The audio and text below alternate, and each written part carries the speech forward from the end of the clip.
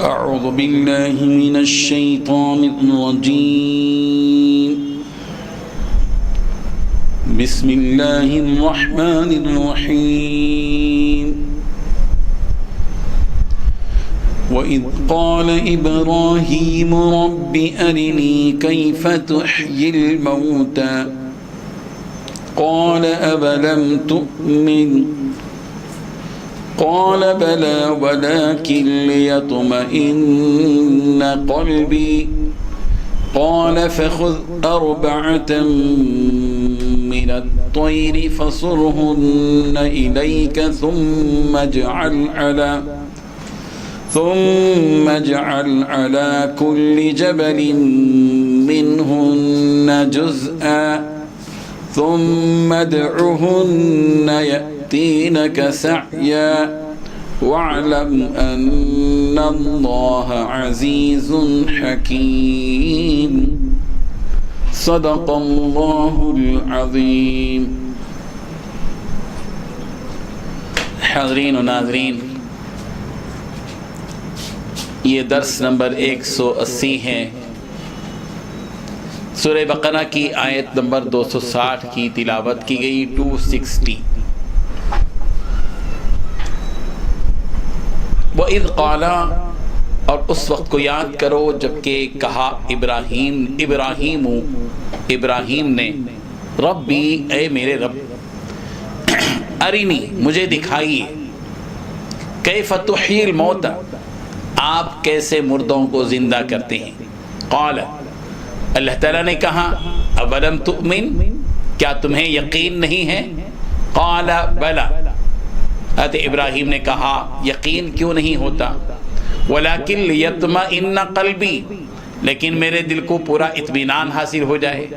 قال اللہ نے کہا فخذ اربعۃ من الطیر، تو 4 پرندے لے لو. فصرہن الیک، پھر انہیں اپنے سے مانوس کر لو. ثم اجعل علی کل جبل، پھر ہر پہاڑ پر رکھ دو. منہن جزءا، ان میں کا ایک حصہ. ثم ادعوہن، پھر ان کو بلاؤ. یأتینک سعیا، تمہارے پاس دوڑے دوڑے چلے آئیں گے. وعلم، اور جان لو، ان اللہ، کہ بے شک اللہ عزیز حکیم، غالب ہے، حکمت والا ہے. آیت کا پورا ترجمہ یوں ہے. اور جب ابراہیم نے کہا تھا کہ میرے پروردگار مجھے دکھائیے کہ آپ مردوں کو کیسے زندہ کرتے ہیں، اللہ نے کہا کیا تمہیں یقین نہیں. کہنے لگے یقین کیوں نہ ہوتا، مگر یہ خواہش اس لیے تاکہ میرے دل کو پورا اطمینان حاصل ہو جائے. اللہ نے کہا اچھا تو 4 پرندے لے لو اور انہیں اپنے سے مانوس کر لو. پھر ان کو ذبح کر کے ان کا ایک حصہ ہر پہاڑ پر رکھ دو.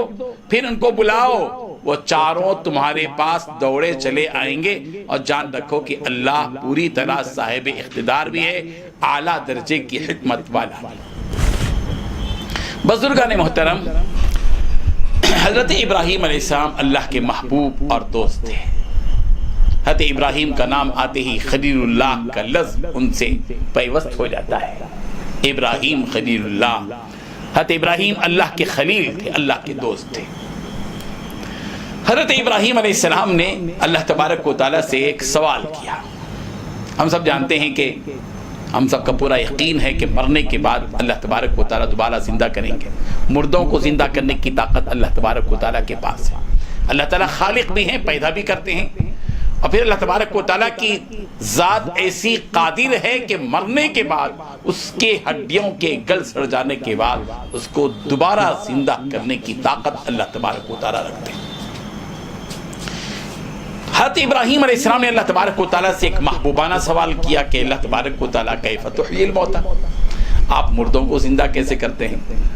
تو اللہ تبارک و تعالیٰ نے خلیلانہ انداز میں اپنے ابراہیم سے پوچھا ابراہیم اولن تؤمن، کیا آپ کو یقین نہیں ہے؟ کیا سوال کیوں کر رہے ہیں آپ؟ کیا آپ کو میرے اوپر یقین نہیں ہے کہ میں مردوں کو زندہ کرتا ہوں؟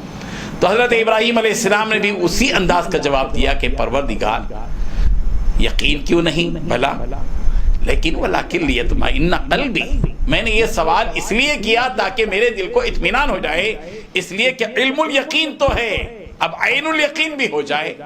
علم یقین تو ہے ہی، اب عین الیقین ہو جائے، اس لیے کہ طبعی طور پر انسان کو دیکھنے کے بعد جو اطمینان ہوتا ہے وہ بغیر دیکھے ہوئے سے زیادہ ہوتا ہے۔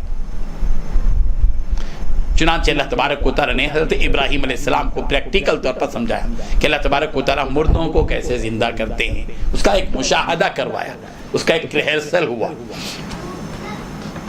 کیسے ہوا؟ اللہ تبارک و تعالیٰ نے حضرت ابراہیم علیہ السلام سے کہا کہ ابراہیم تم 4 پرندے لے لو، اور 4 پرندوں کو لے لو، ان کو اپنی طرف سے مانوس کر لو، پھر ان کو اپنے پاس رکھ کر ایسے مانوس کر لو کہ وہ بلانے پر آ جایا کریں، اتنی عادت ان کو ڈال لو، پھر اس کے بعد ان کو ذبح کر دو،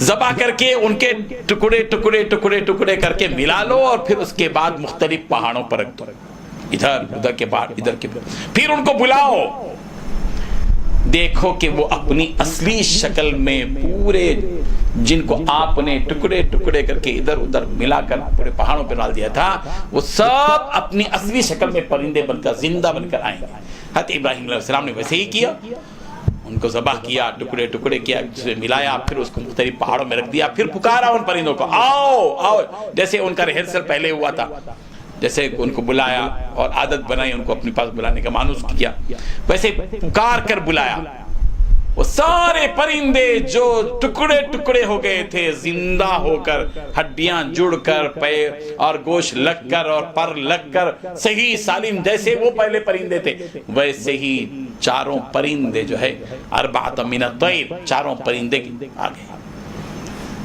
اللہ اکبر۔ پچھلا واقعہ بھی وہی گزرا جو واقعہ تھا ایک شخص کا حضرت عزیر علیہ السلام کے بارے میں کہ وہ گئے اور پوری بستی جو ہے مرداتی، اللہ تعالیٰ نے ان کو زندہ کیا، تو ان کو موت دی 100 سال تک، وہ پھر اس کے بعد ان کو زندہ کیا۔ یہ ایک دوسرا واقعہ اس کے بعد ہی بیان کیا جائے۔ یہ مرنے کے بعد جی اٹھنے کا یقین پیدا کرنے کے لیے اللہ تبارک و تعالیٰ امت محمدیہ کے سامنے اس قسم کے واقعات رکھ رہے ہیں۔ ہم سب کو بھی چاہیے کہ ہم یہ باتیں ایمان کی بنیاد پر سنیں، عقل کی بنیاد پر نہیں۔ جب ہم عقل کی بات پر واقعات کو سنتے ہیں تو عقل کی بنیاد پر فیصلہ کرنے لگتے ہیں، اس لیے یہ باتیں عقل کی بنیاد پر سننے اور سمجھنے کی نہیں ہیں، یہ باتیں ایمان کی بنیاد پر سننے اور سمجھنے کی ہیں۔ فرق یہی ہوتا ہے، جو آدمی عقل کی بنیاد پر واقعی کو سمجھنے کے لیے چلا جاتا ہے بھٹک جاتا ہے، اور جو ایمان کی بنیاد پر ان چیزوں کو سنتا ہے، واقعات کو سنتا ہے، اس کے دل میں یقین اترتا ہے۔ اللہ تبارک و تعالی ہم سب کو ایمان کی بنیاد پر ان باتوں کو سنتے ہوئے اپنے یقین کو بنانے کی توفیق عطا فرمائے۔ وآخر دعوانا ان الحمدللہ۔ لا الہ الا اللہ، لا الہ الا اللہ۔